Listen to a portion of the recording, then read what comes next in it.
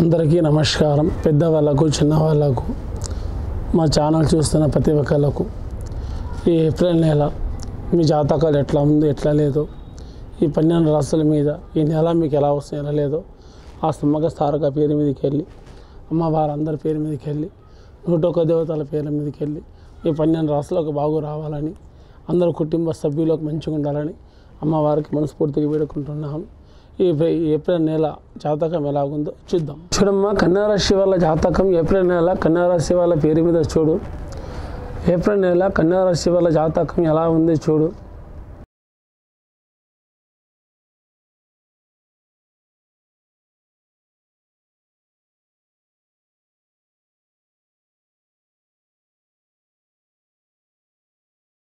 April నెల కన్యారాశి వాళ్ళ జాతకం ఏముందంటే కానీ ఎక్కడ పోయినా ఏ పని చేసినా ఆలోచన తెలివితేటలు ఎక్కువ ఉంటాయి.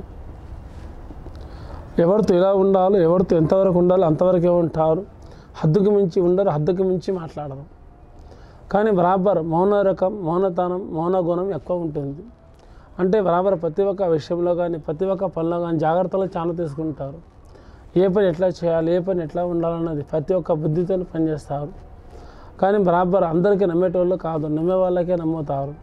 నమ్మిన వాళ్ళకు ఎంత దూరమైనా సరే పెడతారు, నమ్మని వాళ్ళకి దగ్గర కూడా తీసుకుంటారు. గుణాలు మంచి గుణాలు ఉన్నాయి, లక్షణాలు రావణ లక్షణాలు ఉన్నాయి, పర్లేదు. అయినా కానీ వీళ్ళ జాతకంలో ఏముందంటే కానీ ధనదైవం సంపాదిస్తారు, కానీ వాళ్ళ చేయి మీదకి వెళ్ళి ఖర్చు పెడతారు. కానీ ఎవరిదైనా అవసరానికి ఉంటే ఇవ్వాల వద్ద అని ప్రతిసారి ఆలోచిస్తారు. కానీ ఇక లోకుల దృష్టి వల్ల కూడా ఆ సంపాదన మీద కూడా కన్ను చాలా ఉంటుంది. ఇళ్ళని చెడగొట్టాలి, లేనిపోని సమస్యలు పెట్టాలి, ప్రతి ఒక్క విషయంలో చెడగొట్టాలని, అంటే చదువుకుంటున్న వాళ్ళు, ఇంకా వ్యాపారంలో ఉన్నవాళ్ళు, ఇంకా ఉద్యోగం చేస్తున్న వాళ్ళు, ఇలా ప్రతి ఒక్కరు ఎవరు ఏ పని చేస్తున్నారో ఆ పనిలో ఉన్న వాళ్ళకు చెడగొట్టడమన్న ప్రయత్నం లోకుల దృష్టి ఉన్నది. ఇది ప్రతి ఒక్క స్త్రీలో కానీ పురుషులో కానీ ఇది శనికొంతం వెంటాడుతుంది.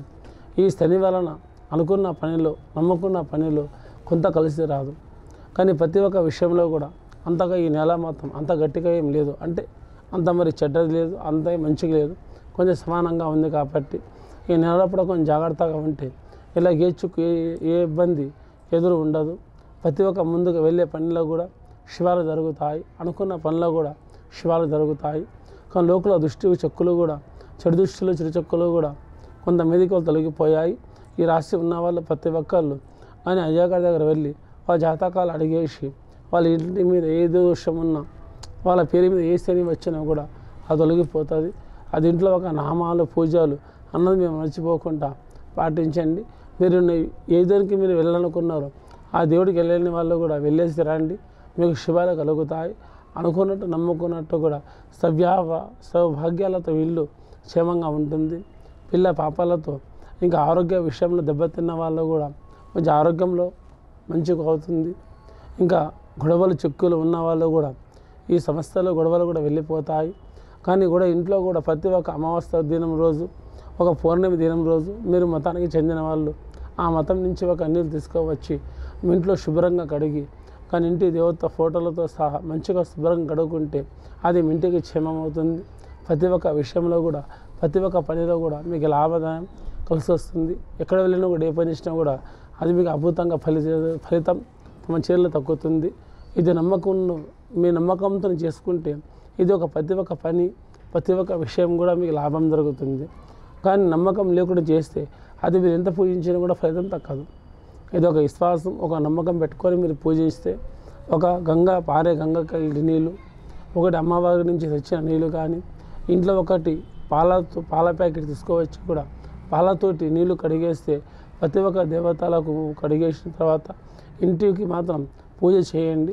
ఇంటికి కొత్త గుమ్మడికాయ కట్టండి, ఇంట్లో దేవుంది కపూత హారతి పెట్టండి, ఇంట్లో ప్రతి ఒక్క విషయం చేయండి. భార్య భర్తల విషయంలో కానీ, ఇంకా చదువుకుంటున్న వాళ్ళకు కూడా, ఇంకా ఉద్యోగం చేస్తున్న వాళ్ళకు కూడా, వ్యాపారంలో దెబ్బతిన్న వాళ్ళకు కూడా ఈ కన్యారాశి ఉన్న వాళ్ళకు అంతగానో కలిసి వస్తుంది. ఇది ఒక పూజ పాటించండి, శుభం జరుగుతుంది. అందరికీ నమస్కారం.